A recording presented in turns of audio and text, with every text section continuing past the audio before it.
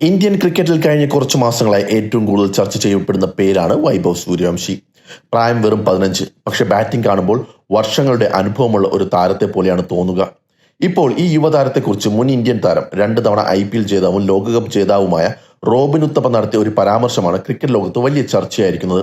വൈഭവിന്റെ technique കണ്ടാൽ എനിക്ക് ഓർമ്മ വരുന്നത് സർ ഡൊണാൾഡ് ബ്രാഡ്മാനെയാണ്.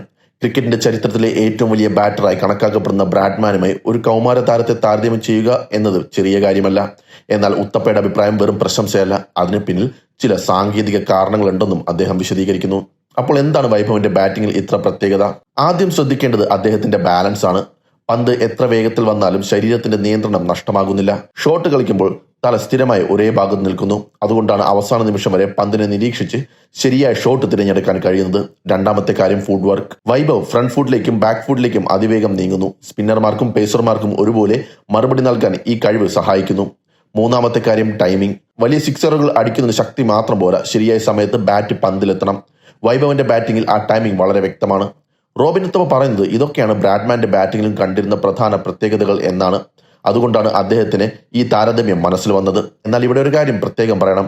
ആരെങ്കിലും ബ്രാഡ്മാനുമായി താരതമ്യം ചെയ്യുന്നു എന്നതുകൊണ്ട് വൈഭവ് ബ്രാഡ്മാനായി മാറും എന്നല്ല. ഇതൊരു സാധ്യതയെക്കുറിച്ചുള്ള അഭിപ്രായം മാത്രമാണ്. ക്രിക്കറ്റിൽ സ്ഥിരതയാണ് ഏറ്റവും വലിയ പരീക്ഷ. ഇന്നത്തെ വിജയത്തേക്കാൾ നാളത്തെ പ്രകടനമാണ് ഒരു താരത്തിന്റെ യഥാർത്ഥ നിലവാരം തീരുമാനിക്കുന്നത്. അതുകൊണ്ട് തന്നെ ഈ താരതമ്യം അമിതമായ സമ്മർദ്ദമാകരുത് എന്നും പല മുൻ താരങ്ങളും അഭിപ്രായപ്പെടുന്നു. വൈഭവിന് മുന്നിൽ ഇനിയും ആഭ്യന്തര ക്രിക്കറ്റ്, IPL, അന്താരാഷ്ട്ര ക്രിക്കറ്റ് തുടങ്ങിയ നിരവധി വെല്ലുവിളികളുണ്ട്. എന്നിരുന്നാലും ഇത്ര ചെറുപ്പത്തിൽ ലോക ക്രിക്കറ്റിന്റെ ശ്രദ്ധ പിടിച്ചുപറ്റുക എന്നത് അസാധാരണ നേട്ടമാണ്. കഴിഞ്ഞ IPL-ലും പിന്നീട് അണ്ടർ 19 മത്സരങ്ങളിലും വൈഭവ് പുറത്തെടുത്ത ആക്രമണാത്മക ബാറ്റിംഗ് ആണ് അദ്ദേഹത്തെ വ്യത്യസ്തനാക്കിയത്.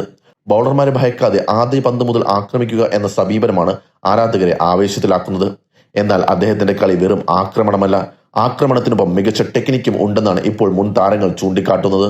അതുകൊണ്ടാണ് ബ്രാഡ്മാൻ, സച്ചിൻ തുടങ്ങിയ ഇതിഹാസങ്ങളുടെ പേരുകൾ ചർച്ചയിൽ എത്തി തുടങ്ങിയത്.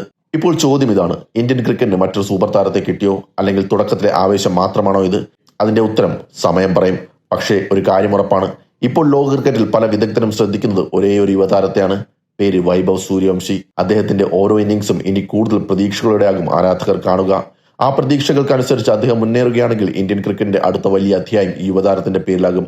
അല്ലെങ്കിൽ അമിത പ്രതീക്ഷകളുടെ ഭാരം താങ്ങേണ്ടി വരുന്ന മറ്റൊരു യുവതാരമായി മാറാനും സാധ്യതയുണ്ട്. അതുകൊണ്ട് തന്നെ ആരാധകർ നിലയിൽ നമുക്ക് ചെയ്യാനുള്ളത് ഒന്ന് മാത്രം: പ്രശംസിക്കാം, എന്നാൽ അമിത സമ്മർദ്ദം സൃഷ്ടിക്കാതിരിക്കുക.